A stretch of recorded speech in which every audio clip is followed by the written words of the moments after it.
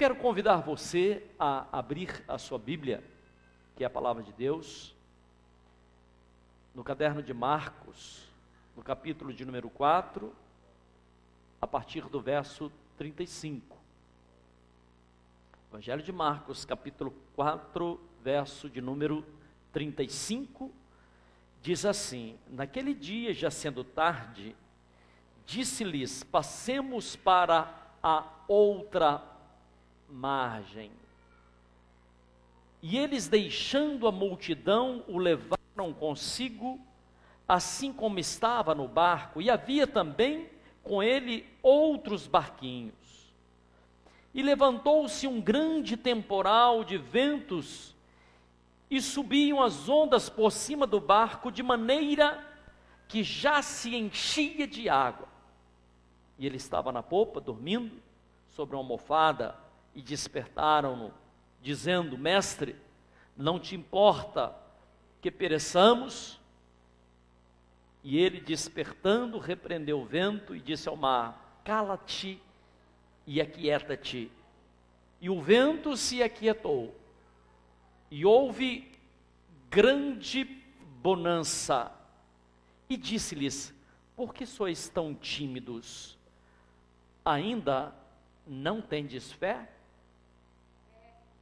E sentiram um grande temor e diziam uns aos outros: mas quem é esse que até o vento e o mar lhe obedece? Sabe, queridos, como pastor, eu preciso ensinar a você como ter fé. Quando você vem à casa do Senhor, você precisa buscar da parte de Deus: como é que eu posso ter fé? De que jeito? Ou como é que eu posso exercitar aquilo que eu ouço aqui na casa do Senhor? A nossa fé não pode ser apenas uma fé teórica, mas a sua fé, ela precisa ser uma fé de resultados. Nós precisamos ver resultados na nossa vida. O caderno de Tiago, capítulo 2, verso de número 26, nos diz que quando um corpo está sem espírito, é exatamente quando nós dizemos que tem fé, mas a nossa fé não tem uma ação. Entenda isso. Uma fé sem ação é exatamente como um corpo que o espírito não está ali, afastou dele. Por isso que a nossa fé, a sua fé, ela precisa ser acompanhada de impacto, ela precisa ser acompanhada de movimento, e esse movimento precisa te levar a determinados lugares. Nós temos fé para a salvação, porque aceitamos Jesus como o Senhor e Salvador das nossas vidas. Nós precisamos ter fé quando estamos enfermos, para que possamos receber cura da parte de Deus, não apenas para nós, como também para outras pessoas. Mas você, meu querido, pode também ter uma fé, entenda isso, você também pode ter uma fé expansiva, que te habilita a crer, para que você possa conseguir coisas na sua vida. Foi exatamente a fé de Abraão, foi a fé de Caleb, foi a fé de Josué. Eles tiveram fé para andar na presença de Deus, mas eles tiveram fé também para alcançar territórios. Por favor, entenda isso. E aí nós perguntamos, eu quero te perguntar: há quanto tempo você não vê coisas novas na sua vida? Há quanto tempo você não vê um mover de Deus na sua vida? Se você não tem visto um mover de Deus na sua vida, certamente não é a Bíblia que está errada. Certamente que o problema não está nos céus, mas talvez seja a sua própria limitação. Assim como aqueles homens não conseguiram acalmar os ventos nem a tempestade, e Jesus disse a eles: por que é que vocês têm tão pouca fé? E se nós ousarmos a perguntar, como é que eu posso ter uma fé efetiva? De que jeito? Como é que eu posso ter uma fé para fazer grandes coisas? A primeira coisa, o que é que tem saído da sua boca? O que é que você tem declarado? Se você é uma pessoa que permanece murmurando, reclamando, falando mal dos outros, certamente a sua vida não vai bem, não está bem e não vai continuar indo bem. Porque aquilo que você declara determina a sua vida. Entenda isso, por favor. Talvez você esteja passando uma grande luta, mas você pode declarar exatamente como vencer essa luta, como superar essa crise, como vencer essa batalha. Entenda isso, por favor. Você tem que aprender a declarar, vigiar e selecionar as palavras que saem da sua boca. A segunda coisa, como é que você tem se movimentado? Quando você se movimenta pela fé, o seu movimento certamente é um movimento diferenciado. Dê uma olhada para uma pessoa determinada que segue em frente e diz assim: eu vou vencer, eu vou ganhar essa batalha, Deus está do meu lado, a luta é grande, mas Deus está do meu lado, ela caminha determinada, ela segue em frente. Então, o que é que você tem declarado? Como é que você tem se movido? E a terceira coisa, como é que você tem falado com Deus? Será que você fala com Deus como alguém que está distante, como alguém desconhecido? Ou será que você fala com Deus na condição de filho e filha de Deus? Se você fala como filho, você vai receber de Deus como filho também. O que é que você tem declarado? Como é que você tem se movimentado? E como é que você tem falado com Deus? Davi era ainda um jovenzinho, estava passando por umas pelejas, e Davi disse assim: o Senhor é o meu pastor e nada vai me faltar. O Senhor é o meu pastor e nada vai me faltar. Quando você declara, você caminha. Quando você caminha, querido, você chega a novos lugares. Por isso que a fé, ela não é uma coisa estática, mas a fé nos leva a um movimento. Se você está ouvindo a palavra de Deus, essa palavra vai te levar a um movimento. Algumas pessoas são movidas pela fé apenas quando a situação está feia para o lado dela. Aí ela clama a Deus, começa a buscar de Deus, mas só quando as coisas estão feias para o lado dela. Não! Você pode ter uma fé para a cura, mas você também pode ter uma fé para a conquista. Diga comigo: fé para a conquista. Conquista de novos territórios. Por isso que a fé é um dom de Deus. A Bíblia nos fala que o Senhor Jesus é o autor e é também o consumador da nossa fé. Entenda isso. Jesus é o autor, então a minha fé vem de onde? Vem de Deus. Ele é o autor e a minha fé faz chegar até Ele. Querido, como é que você tem uma fé eficaz? A primeira coisa, entendendo o que é ou para que Deus te fez, para que é que Deus te desenhou. Se você crê que Deus te fez com um propósito, se você crê que Deus tem um projeto para a sua vida, certamente as portas vão abrir à sua frente, porque você sabe que você não está aqui apenas de passagem ou apenas cumprindo o tempo, mas Deus tem um projeto específico para a sua vida. Então entenda para que é que você foi desenhado. A Bíblia nos fala, em Hebreus capítulo 11,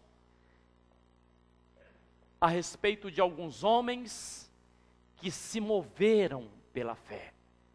Aí você imagina, mas eram pessoas especiais, foi Moisés, foi Noé, foi Daniel, foram tantos homens. Amados, você também é especial. Por isso que você precisa entender que você é um filho de Deus. Você precisa entender, filha, que você é uma filha de Deus. Alguns não tinham muita fé, mas a fé que eles tiveram foi uma fé de ação. E muitas vezes essa fé foi uma fé até debaixo de uma certa pressão. Muitas vezes Deus nos pressiona porque a pressão, ela provoca uma expansão.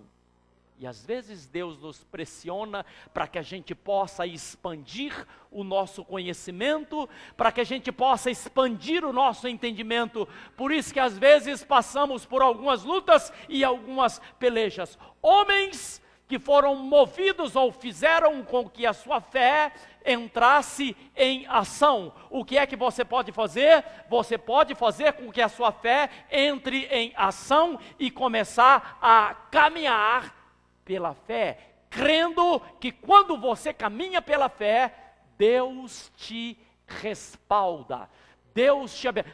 Nem sempre ocorre exatamente do jeito que você queria que ocorresse, mas Deus estará sempre ao seu lado, e o resultado será muito melhor do que você esperava. Eu não sei se você entendeu. Não adianta uma fé teológica, um argumento teológico a respeito da fé, é verdade, uma pregação teológica. A palavra de Deus, ela é viva e eficaz. A palavra de Deus traz efeito prático para a nossa vida, entenda isso. A palavra de Deus traz um efeito prático para a nossa vida. Por isso, meu querido, algumas pessoas não gostam disso. Gostariam que a fé fosse apenas uma questão teológica, discutir. Não. Quem age assim é exatamente porque não tem a unção do Espírito Santo para fazer com que a fé entre em ação, para fazer com que as coisas aconteçam e para fazer com que a palavra, uma vez que ela sai do altar, ela produza uma coisa chamada movimento. Diga comigo, a palavra de Deus, ela provoca movimento. Mas o que é que eu preciso? Eu preciso de declarar a palavra de Deus, eu preciso me movimentar na palavra de Deus, eu preciso falar com Deus na condição de filho de Deus. Declaração, movimento e saber quem você é em Cristo Jesus. Romanos 4,17 diz que Deus chama a existência as coisas que não são como se elas já fossem. Isso parece querer colocar um nó na nossa cabeça, mas não coloca. Deus chama, entenda isso, Deus chama a existência, ou seja, coisas que não existem. Deus chama a existência as coisas que não, o quê? Ainda não existe. Talvez não exista na sua vida ainda aquilo que você está precisando. Talvez você ainda não tenha visto o sinal da cura. Talvez você não tenha visto o sinal da transformação na sua casa. O que é que você precisa fazer? Chamar a existência, ou seja, declarar com os seus lábios, chamar como Deus chama a existência. Filha, entenda, Deus chama a existência as coisas que não são, mas Deus as chama como se elas já fossem. Não são, não existe ainda. Você ainda não tem aquela conta bancária, mas você pode começar a pensar naquela conta. Você ainda não tem aquela casa, a irmã não tinha uma casa. Eu dei para a irmã um chaveiro. Irmã, vai ficar pendurado onde você está morando, porque um dia, hoje ela mora na casa dela. Por quê? Porque ela começou a chamar à existência coisas que não são como se essas coisas já fossem. Ou seja, essa é uma declaração de fé. Declaração de fé é linguagem de Deus. Eu não sei se você me ouviu. Declaração de fé é linguagem de Deus. As Escrituras nos ensinam que se nós tivermos fé do tamanho de um grão de mostarda, a fé de um tamanho de um grão de mostarda, nós vamos transportar monte? Não. A fé do tamanho de mostarda acrescentado, Jesus diz assim, se você tiver fé do tamanho de um grão de mostarda, direis a esse monte, sai daqui e atira-te ao mar. Então a fé é para que você possa dizer, a fé é para que você possa pronunciar. Quando nós ouvimos essa palavra, nós começamos a entender. E aliás, tem pessoas orando, Deus não deixa que aconteça isso na minha vida. Querido, entenda isso. Pelo contrário, hoje eu vou fazer uma oração por você, para que você possa, não para que Deus tire algumas coisas da sua vida, mas para que Deus continue colocando desafios à sua frente. Amém ou não? Não para os problemas não virem, mas para que existam desafios à sua frente. Por quê? Porque você nasceu para enfrentar desafio. Você nasceu, filha, para enfrentar desafio. Não recusa os desafios. Desafio é coisa boa. Nós nascemos para enfrentar desafio. E são exatamente através dos desafios que nós exercitamos a nossa fé. Eu não sei se você me entendeu. São através dos desafios que nós exercitamos a nossa fé. Talvez esteja, você diga assim, mas eu acho que está faltando alguma coisa. Entenda bem. O que falta para você enfrentar os desafios? O que é que precisa para enfrentar desafios? Ouça o que eu vou te dizer. Preste atenção. Deus está fazendo germinar dos céus. Deus está fazendo germinar dos céus coisas novas na terra.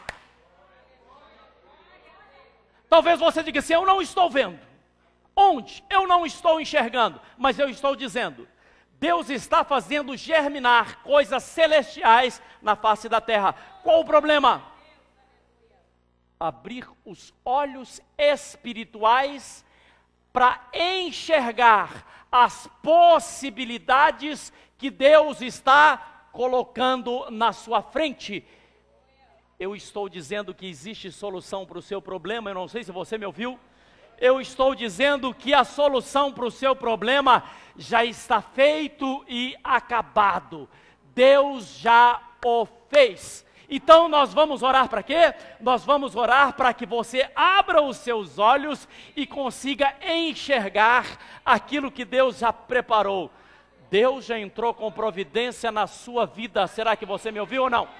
Deus já entrou com providência na sua vida. Deus tem solução para o seu problema. O que falta você abrir os seus olhos. Deixa eu explicar melhor. Você já viu um escultor? Um escultor pega uma peça. O escultor pega uma pedra de mármore imensa e vai fazer ali uma escultura. Sabe o que ele faz? A escultura já está dentro daquela pedra de mármore. Ele apenas vai tirando os excessos. Ele vai enxergando, ele vai tirando. Ele tira um excesso aqui, olha, esse olho fica melhor. Aí tira os excessos. E vai, aí de repente está aquela escultura linda, a escultura já estava dentro da pedra. Eu estou dizendo que a solução do seu problema já existe. O que é que você precisa? Você precisa pedir a Deus que abra os seus olhos espirituais, que desata sobre a sua vida a visão para que você enxergue. Os discípulos de Jesus, antes do Pentecostes, eles não conseguiam fazer quase nada. Mas depois do Pentecostes foi desatado sobre a vida deles a possibilidade da realização de milagres, da realização de sinais, da realização de maravilhas. E o mesmo ocorre com você e comigo. Deixa eu te falar uma coisa, querido. Nesse dia de hoje,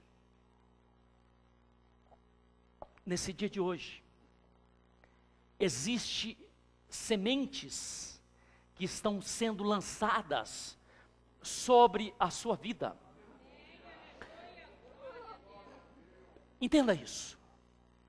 A palavra de Deus está sendo pregada. Jesus fala que a palavra dele é semente. Então a semente da palavra de Deus está sendo espalhada no seu coração, na sua vida, aí onde você se encontra. A palavra de Deus está sendo espalhando sementes. Algumas não vão germinar. Algumas vão se perder. Mas outras vão permanecer. Eu não sei se você me ouviu. As sementes da palavra de Deus que permanecer no solo do seu coração, essas sementes vão crescer. Essas sementes vão produzir frutos, porque é uma ordem da parte de Deus que a gente possa crescer, produzir frutos, que a gente possa encher a terra, que a gente possa espalhar as sementes. Então essa é uma ordem de Deus, e tudo que Deus coloca na nossa mão para que frutifique, para que cresça, Deus nos dá uma autoridade também para que a gente possa dominar. Está no caderno de Gênesis, capítulo 1. O que é que você precisa aprender a dominar? A primeira coisa que você precisa dominar é a você mesma. Se você me ouviu, eu quero orar por você nesse momento, aí onde você se encontra. Coloque a mão sobre o seu coração. Pai, nós te adoramos.